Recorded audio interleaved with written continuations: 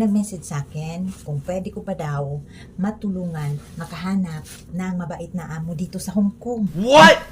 Ako nga ni, hindi mabait ang nahanap ko. Kayo pa kaya? Joke lang. Ganito po yun. Ang pag-a-abroad ay parang sugal. Mamalasin ka man o hindi. Huwag kayong mag-expect kapag nagbabala kayo na mag-abroad.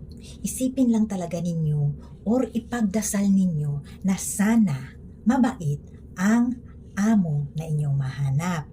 Pero wag na wag talaga kayong mag-expect kasi mahirap kapag hindi magkatotoo na mabait talaga ang employer na mahanap ninyo dahil ang ugali ng tao ay hindi pari-pareho. Ang swerte ng tao ay hindi pari-pareho. Merong mga OFW nakahanap ng sobrang bait, ng mabait. Ang iba naman ay nakahanap ng mga demonyeta. Kaya mag-abroad kayo.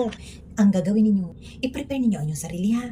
Huwag umasa dahil kapag umasa ka at pag hindi maibigay sa'yo ang iyong hiling, mahirap masaktan. Kaya pag nag-abroad kayo, isipin ninyo, mamalasin man kayo o hindi, tanggapin ang katotohanan. Okay, bye!